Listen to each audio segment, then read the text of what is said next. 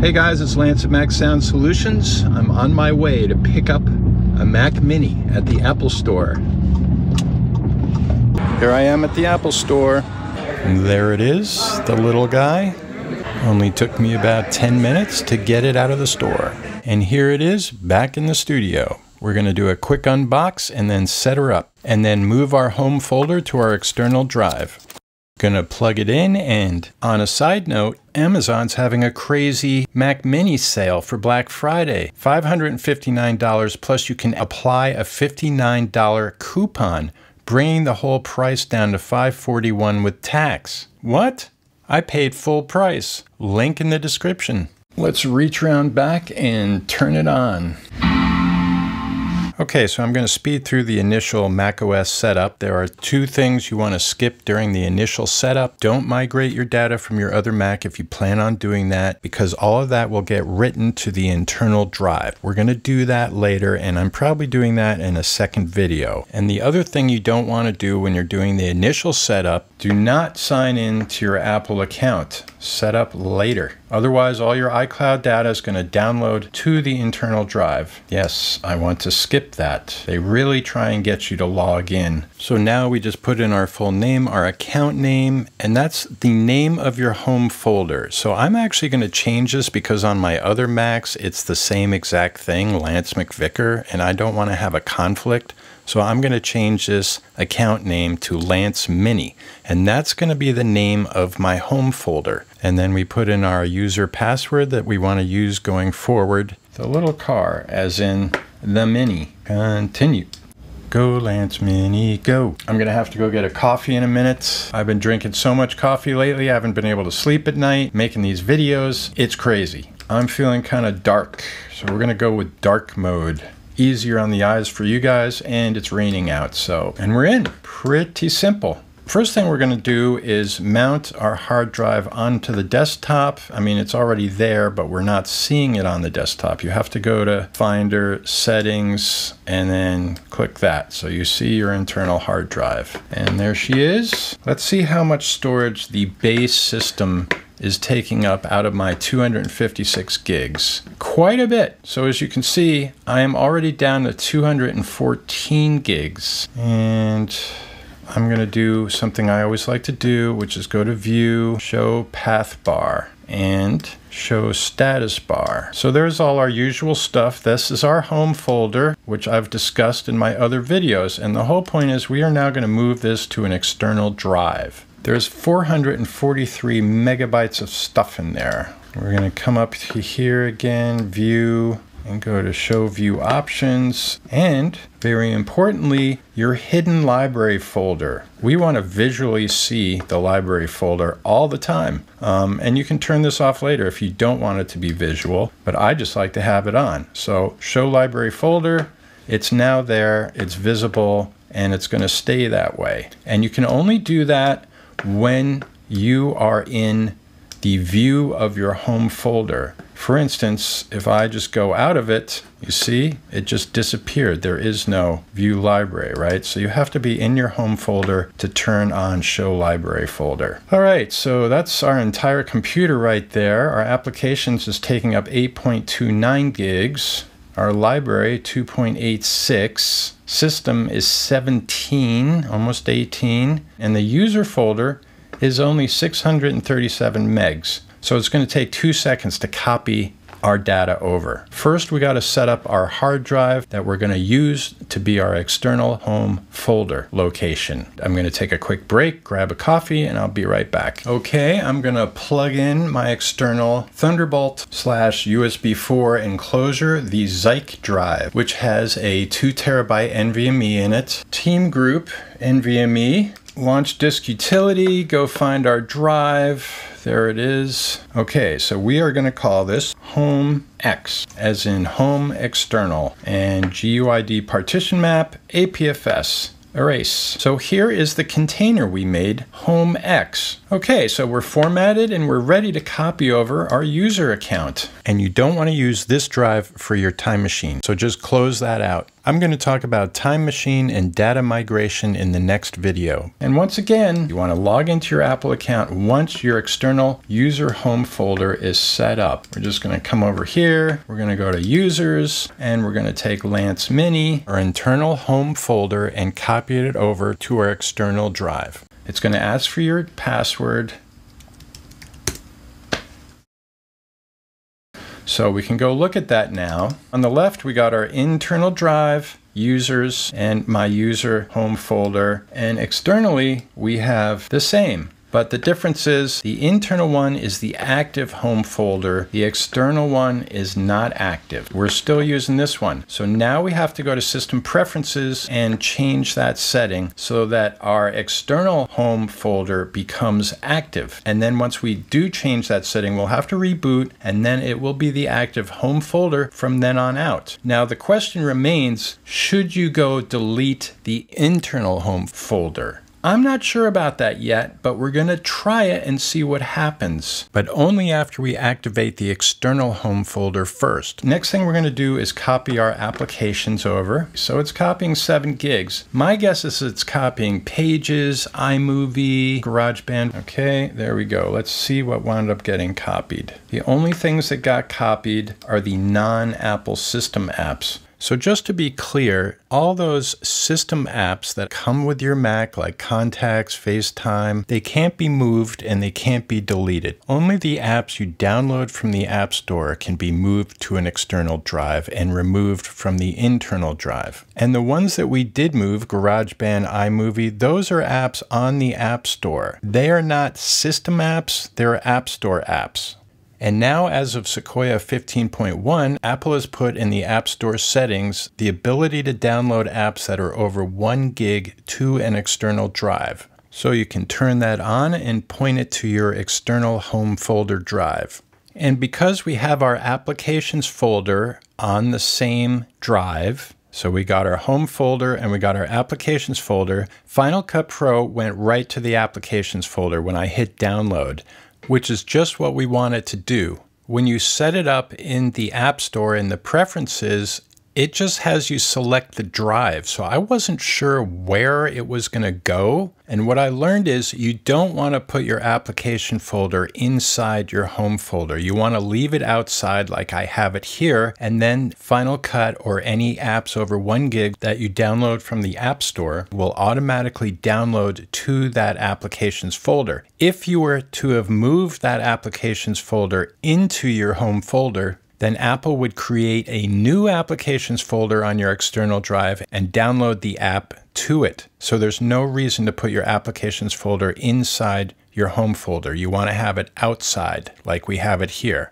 And after I downloaded Final Cut, I also saw that now I've got a new Lybrary folder on my external drive. And it's got some Apple Store receipts in there. So I guess you're going to have that going forward on your external drive as well. And now we're going to delete some of the apps we don't need on the internal drive because we moved them. And this is before I downloaded Final Cut, just in case you're wondering, where did Final Cut go? Now we're going to free up some space here. GarageBand, iMovie. If you hold down the Command key and click on them, Keynote, Pages, Numbers. We're going to delete those off our internal drive because they're in our external. They will be deleted immediately. Delete.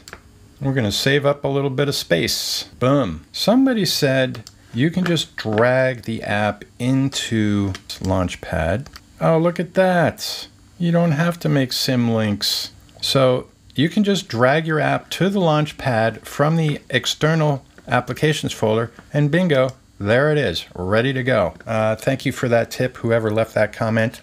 Okay, and now we're going to activate the external home folder. So we're going to go to our system settings and we're going to go to users and groups. So we hold down the control key on our keyboard and we click on our administrative Lance McVicker name and advanced options. Click on that, put in your password, and now we go to where our home directory is located. Currently, the path is user Lance Mini, internal. We click choose. So now we're going to change that to the external drive. You can click on it here, or you can go to the main computer icon and click home X. That's our external drive. So we're on our Zike drive. We're going to select on the folder, okay? And there's all the folders ready to go to become our new home folder.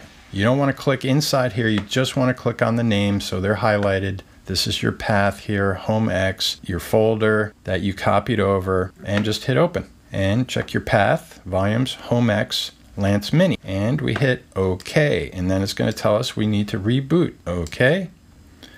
Allow. Rebooting and activating our external home folder.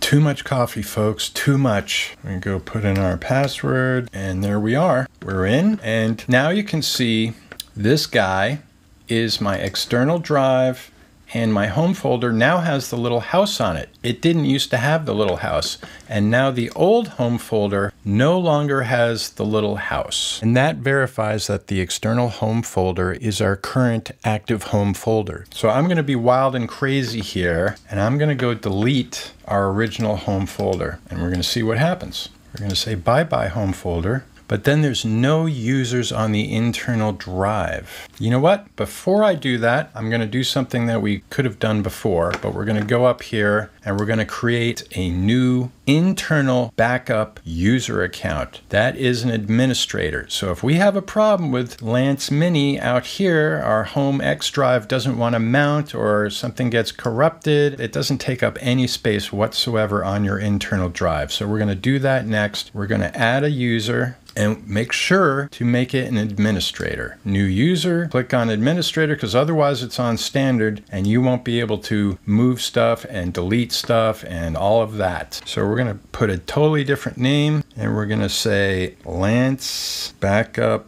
User. And the account name is also Lance Backup User.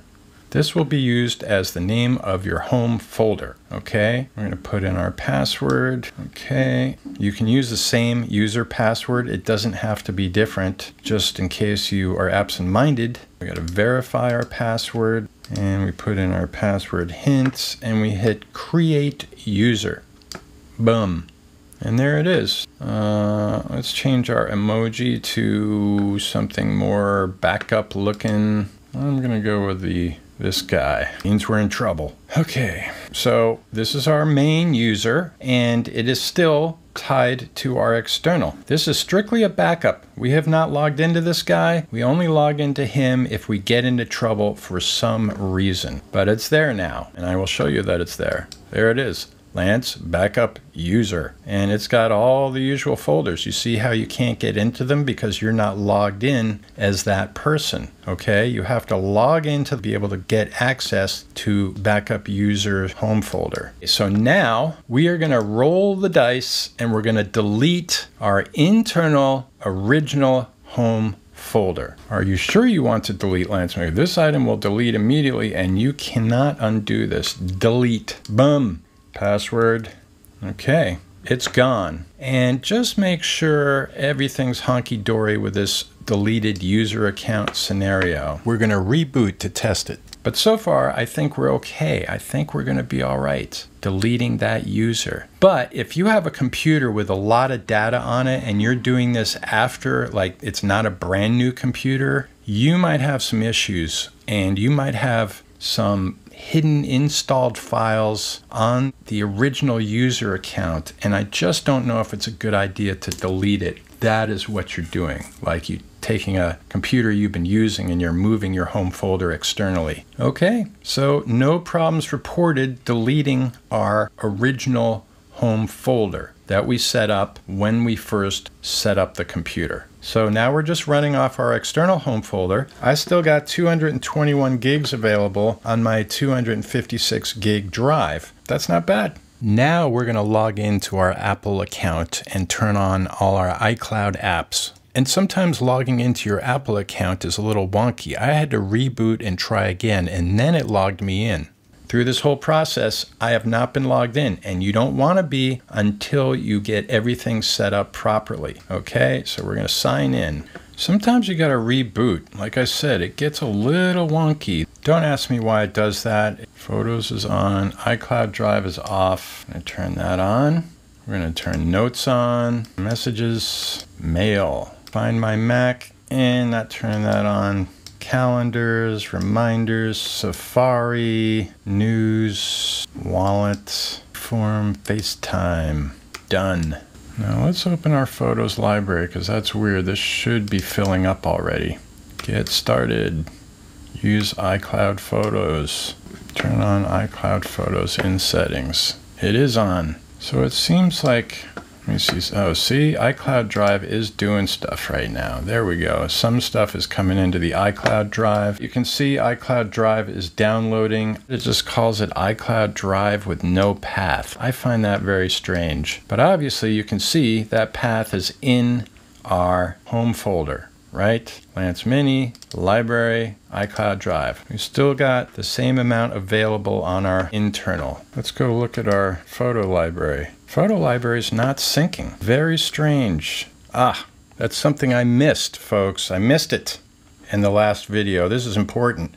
When I did this with the Mac Studio, I didn't have this issue, but if you're having this issue, this is what you need to do. Click on Show in Finder and direct the path to your photo library in your external home folder, in the Pictures folder. Then click on Use as System Photo Library. And then all your iCloud photos will be syncing in the correct location on the external drive. And click OK. Go to your Photos settings, click on iCloud, and make sure iCloud Photos is checked. And that should do it. So we told it to use it as the System Photo Library. And you can see that option is now grayed out. And you also want to make sure iCloud Photos is checked. So you click on iCloud, iCloud Photos, automatically upload and store all your photos and videos in the cloud. But only if you want to do that. You don't need to use iCloud at all with the Photos app if you don't want to. Ah, there we go. Now we're syncing. You can see it's going to our external home folder photo library. Our pictures are still downloading. See, now our library is 15 gigs worth of stuff. And our photos is 1.65. That's still downloading stuff. Okay, so that's basically it. We did it, folks. We created our home folder on our external drive. We deleted the internal one that we initially set up, and it seems to be working just fine. The other thing I want to say is you should go to System Preferences, Energy Saver. They move these preferences around. It makes me crazy. Prevent automatic sleep when display is off. Yes. Basically, every time your monitor goes off, if you have that not turned on, your hard drives are going to go to sleep. It doesn't really seem to matter with the external SSD. The Zike drive always wakes up. I have not had one disconnect with this drive so far, which is impressive because some USB-C drives, like this Samsung here, T7, this does not play nice with my MacBook Air at all. It doesn't even mount half the time. With a more powerful computer that has more power going on through it, it mounts. But something about the MacBook Air isn't giving it enough juice. You want to be careful with the drive you select to do this with. So far, the Zike drive with the TEAMGROUP NVMe has been really good. Now, just for fun, let's go get Blackmagic's disk test and test out the external and the internal and see what kind of speeds we're getting. So first, we're going to test our internal drive with a 5 gig file. Yes. That's our internal drive. Yeah, you know, it's not that fast. I'm thinking our external is going to be faster. Okay, so we're getting like 2,000 on the write and we're getting close to 3 on the read. It's running cool. I don't feel any heat. I don't hear any fan. Yeah, I don't hear any fan noise coming out of this thing. Let's go try our external drive now.